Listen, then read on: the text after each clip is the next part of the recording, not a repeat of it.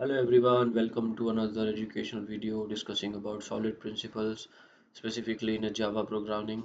So in the previous four videos, we discussed about single responsibility principle, open close principle, cost substitution principle, and interface segregation principle. Today we'll be discussing the one of the main important and highly used principle called dependency inversion principle, and it is the big one and the last one in the solid design principles. And if you are already working on Spring Boot or Spring Boot framework, then you must be already familiar with dependency injection or dependency inversion principle. So let's first start with the formal definition of DIP principle. The formal definition has two parts. One is that high level module should not depend on low level module, and both should depend on abstraction. Second part is abstraction should not depend upon details, but details should depend upon abstraction. So basically, the formal definition is a bit difficult to understand for beginners, and the easy way to understand is in terms of dependency in simple terms. Let's understand with the coding example. So I've already have one print me method over here. If you can see the print me method, print me method is a simple function or a method which prints out a hello string. So here the print me method has out object as a dependency of this method, and the out.println method is used by the printme method. So kind of the printme is dependent on the low level code object called out object. Okay, so this is a simply meaning of dependency. So let's understand it a bit more with another example. I have another method called write report, and in the write report there is a report object and a formatter object, and then there is a writer object. So this report object is also called as a dependency, and writer and formatter is also called another dependency for the writer function or the writer method. So this basically creates a tight coupling between the formatter report and writer objects with the writer method, which is our high level code. So the disadvantage of tightly coupling the low level code and the high level code is that, let's say in future your manager or a boss comes and tell that let's not create a report. Instead of creating a report in a JSON format, we need to create it in an XML format. So that means we need to change both the formatter object as well as the writer object, leading to our code changes in the writer report method. This is usually avoided because it's not a good way to make code change in those methods which are already tested and deployed in production region. Hence, it becomes important to figure out a solution to this tightly coupled issue between the high level code and the low level code. And the DIP, the dependency inversion principles, provides a solution to this issue. DIP tells us to do something opposite, and we will discuss that ahead. So, in order to address the issue of the tight coupling between the high level module, that is the write method, and the lower level modules like report and formatter, we can use the dependency inversion principle, wherein the low level code will be abstracted with the help of l- interface like formatter and writer, and those formatter and writers will be concrete objects will be inserted into the writers as an argument, which will be used in the uh, method body for for calling the write method, and the report object will be generated within the class. So this basically, with the help of dependency inversion principle, the writer report now is loosely coupled with the formatter object and the writer object. So with this functionality, in future, let's suppose your team lead or manager asks you to change the format type or change from one format type, let's suppose from JSON to an XML format, and change the writer. Let's suppose the writer is writing into a specific drive, and instead of writing in that drive it wants to write into another drive, then that can be easily managed because of the loose coupling functionality that we achieved with the help of dependency inversion. So basically, this is what it means when we discuss this statement. High level abstraction module should not depend on low level module. Both should depend on abstraction. So in this case, the abstraction will be in terms of creating contracts in the interface, and those concrete implementation of the interface can be injected into your constructor or any method arguments that are very required under the high level module. Another statement is abstraction should not depend upon detail, and detail should not depend upon abstraction. This simply means that your abstraction should not depend upon the detail, meaning the details that we there. So here it basically means that we create the contract or abstract methods or contracts within the interface which can be used by the concrete methods and that can be easily modified. Instead of details should be tightly coupled with details or the contract which are to be done will be tightly coupled with the abstraction. So this is the basic simple definition of dependency inversion principle. Further we'll discuss a code sample. We'll run this code sample in the IDE, find out the issue, find out the tight coupling between the method, and then we will implement dependency inversion principle to add in the functionality of loose coupling, which will then enable our code to function dynamically, which can easily adapt to future changes. Let's move on to the integrated development environment, IntelliJ. So I don't have the project disclosed. Wait, let me open the project, recent projects, solid principles. So in this hands-on example, we will first create a package named DIP, shorthand of dependency inversion principles. Let me first create a new package. New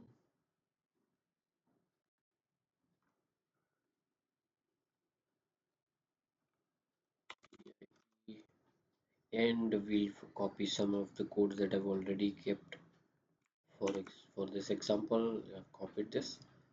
Let's add this code to the DIP package. Not allowing to copy. Yes.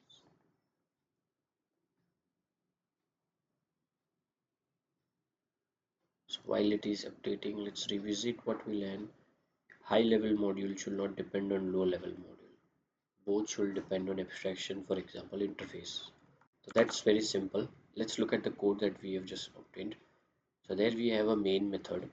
Let me just close all other files, close other tabs. Okay, so here we have a main method. We create a message object with this is a new message again. Then we create a message printer object, and then we say printer dot write message passing the message object and the file name. This is a simple one. So let's run this.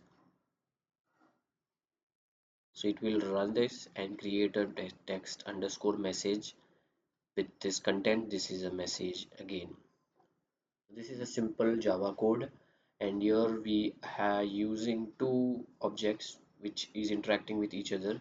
So this is kind of the low level code, message object and printer object, which is part of our main method class. The printer object has a write method which accepts the message object and the text file name. Let's execute this.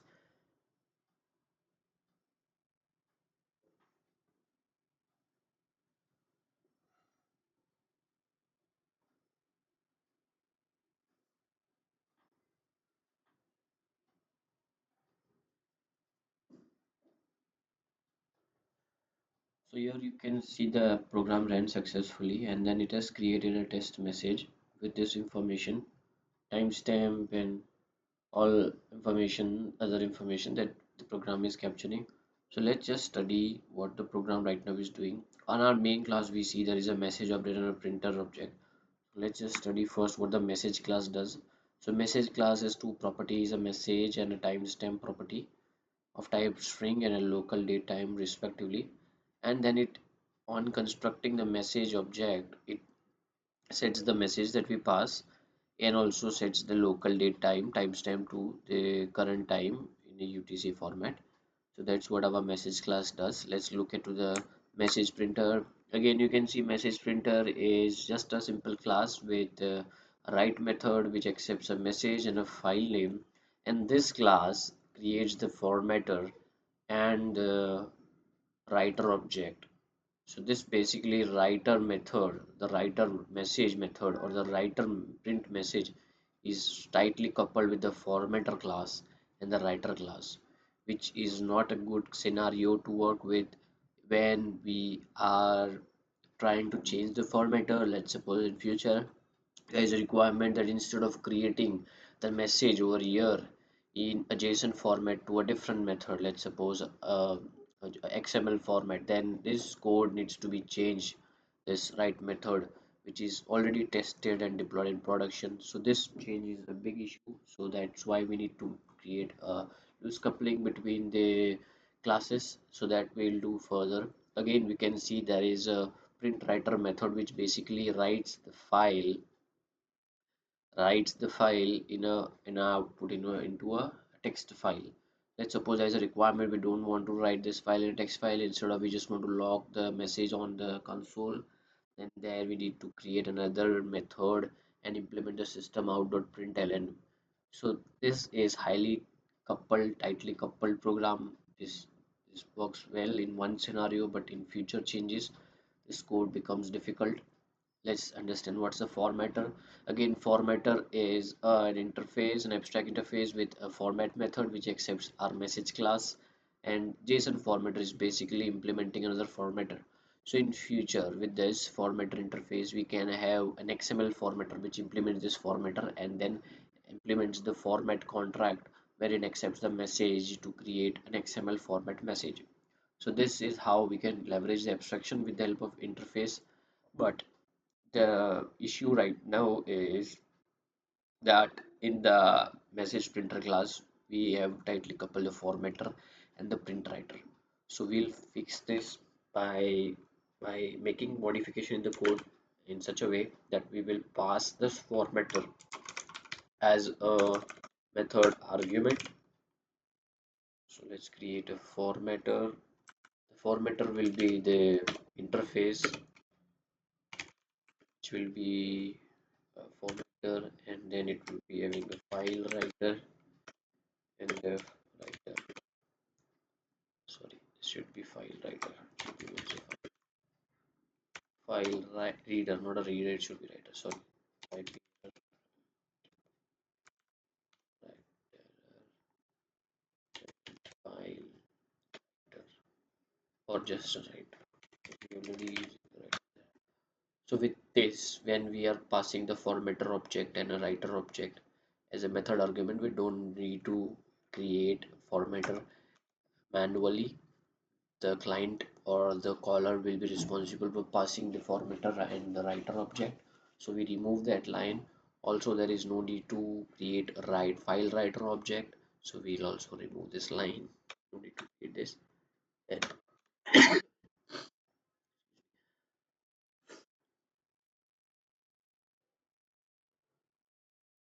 okay, sorry, I made a mistake. This should be print writer because we are trying to print this information. That is why it was giving a bump. Now we removed the code which was manually creating the, thus making this program, this method a loosely coupled one. This formatted. And there is one more thing we don't require is we don't require the file name here. So we'll remove the file name. Now in the main method, we will just pass the, we don't need the file name now. We require the format class. So the client or the main method will be responsible for passing this information. So we pass in the message and new JSON formatter which implements our method, implements our interface formatter, and then we need to pass a print writer. So let's try to create a writer, writer, writer will accept the file name test underscore message dot txt.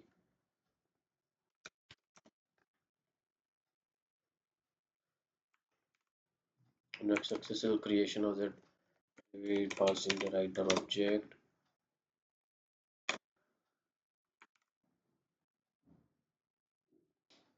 So with this, we have implemented the coding in dependency inversion, and we can test out this code.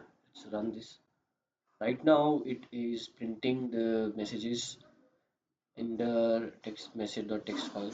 So let's just run it once with that. And later we'll modify and try to print the result, message result in the console. Let's just first let it run in this. So the program ran fine, and we can check the file. So it has this information here. Now let's modify our code. Because of the loose coupling, we can now pass instead of here a new object called as system dot out. So this basically will print the information in the console. So this is possible because of the loose coupling. The write method can now accept any type of object writer here, and the JSON formatter can also be modified. It can have another formatter which implements our formatter class, formatter interface. So here now we see instead of it writing it into the text message file, it's displaying this information under the console. So this is how we implement the dependency inversion principle, the last and the final one under solid principles. This is one of the most important and highly used under Spring Boot Spring framework, which is utilized for creating web application. And if you guys don't know what is Spring Boot is a lightweight open source framework which allows developers, or especially Java enterprise developers, to create scalable and flexible applications, both lightweight and both which supports facilities like messaging and event routing or event sourcing. And this is highly used in many of the web application and in microservices technologies. So with this, we come to the end of our course for solid principles. We have successfully learned about single responsibility principle. Then we talked about open close principle. We talked about Liskov principle, ISP, the interface segregation principle, and the last one, the dependency inversion principle, for creating loosely coupled program which can be easily modified or enhanced based on the feature without changing the behavior of the code. So thus we have come to the end of the solid principles. And if you guys have any doubt, and if you want more clarification of any of the five principles that we have discussed in the last videos, then please welcome to go- send in your comments into the comment box, and we can discuss more on it.